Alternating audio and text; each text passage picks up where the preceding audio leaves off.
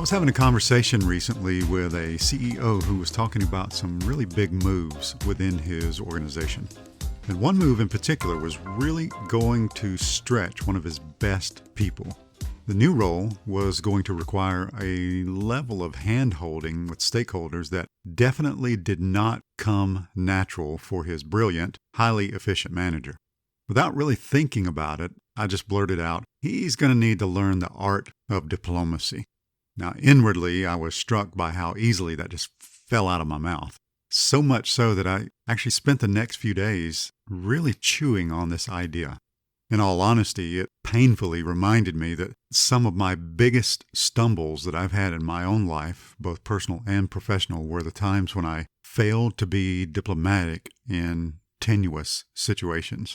And that got me thinking, what does it really mean to be diplomatic? To behave like a diplomat? I mean, think about it.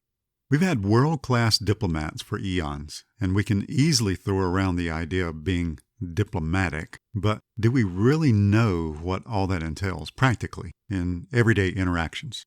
So I did what I love to do. I researched it.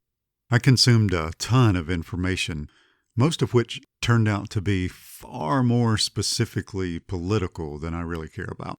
But I also came across a large range of definitions on diplomacy.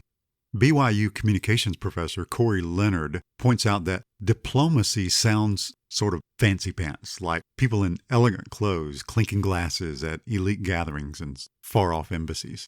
Napoleon Bonaparte, not dynamite, called diplomacy policy in grand costume. Civil War-era writer Ambrose Bierce called it the patriotic art of lying for one's country.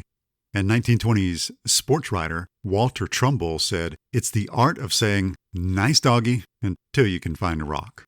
But the definition that I like is from a group called School of Life. They say, quote, diplomacy is the art of advancing an idea or cause without unnecessarily inflaming passions or unleashing a catastrophe. I think the operative word there is unnecessarily, which really describes my own failings in this area over the years.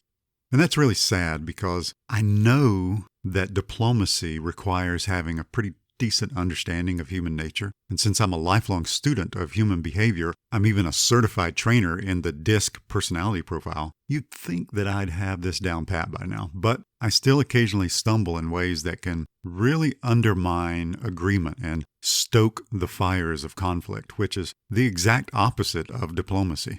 So what is everyday diplomacy, and how does it work to keep the flames of conflict from getting out of control?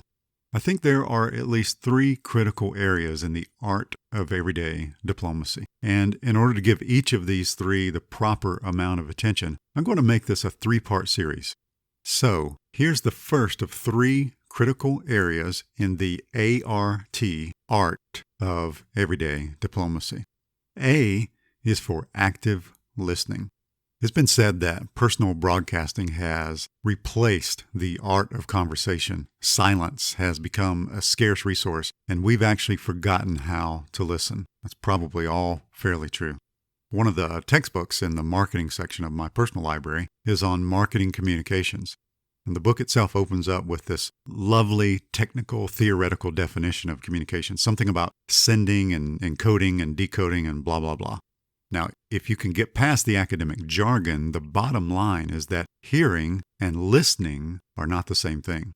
In Matthew 13:9, Jesus said to the crowd, anyone who has ears should listen. And when his disciples asked Jesus why he spoke to the crowd the way he did, Jesus replied, they look, but they don't really see. They hear, but they don't really listen or understand. Hearing always happens passively, even subconsciously, but listening, that's active. It requires attention and effort. And active listening requires even more effort because it requires that we do more than just plan what we're going to say next. Proverbs 18:13 says, the one who gives an answer before he listens, this is foolishness and a disgrace for him. In active listening, you have to observe. What sort of facial expressions accompany what's being said? What's the body language saying? What gestures are being used? And then you have to demonstrate that you're actually paying attention by allowing yourself to get physically involved in what the speaker's saying. Nod your head. Use facial expressions like raising your eyebrows or smiling.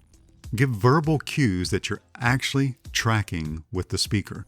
My youngest child, my daughter, recently competed in a regional speech and debate tournament that was held in Louisiana, and she learned really quickly how important active listening can be. In some cases, the judges were active listeners, but in others, those judges were like stone-cold statues. And she was flummoxed by how much more difficult it was to communicate when it felt like the judges weren't actively listening to her. Take it from me. Without learning the art of everyday diplomacy, you'll most likely stumble every single time you need to have a difficult conversation with someone. But learning to engage in active listening is the perfect place to start. Now, go stick the landing.